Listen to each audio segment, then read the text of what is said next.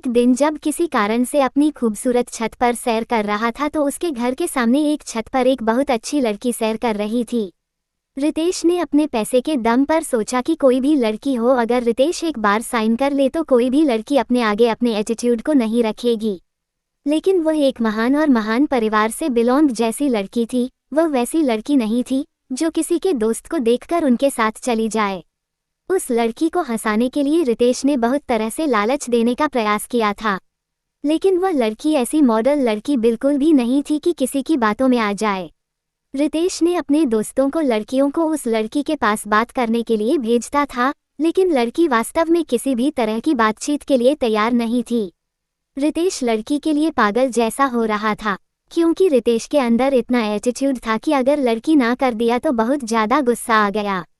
रितेश सोच रहा था कि जिस कारण से वह भी लड़की मना कर रही है, हम उसे कितना भी पैसा दे दे कि ना अपने साथ उसे घूमने के लिए मजबूर कर देंगे। एक लड़की को वह उसके घर भेजता है और उससे बोलता है जहाँ भी घूमना है मेरे साथ घूमने के लिए तैयार हो जाना। लेकिन किसी भी स्थिति में वह लड़की तैयार होने पर राजी ही नहीं हो रहा था। ये बात सुनकर रितेश को बहुत गुस्सा आ रहा था। अब धीरे धीरे रितेश बिल्कुल बदलने भी लगा था। रितेश को उस लड़की के अलावा कोई भी लड़की नहीं दिखी थी।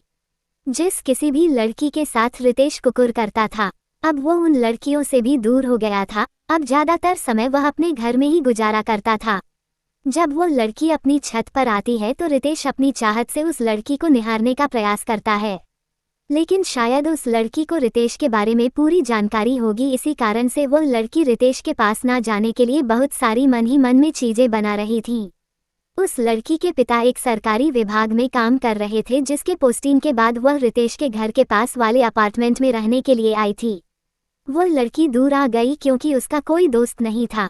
लड़की कहीं घूमने के लिए भी नहीं जाती थी, क्योंकि उसके किसी दोस्त के साथ घूमना कोई नई बात नहीं थी, क्योंकि वह अकेले भी नहीं घूमती थी।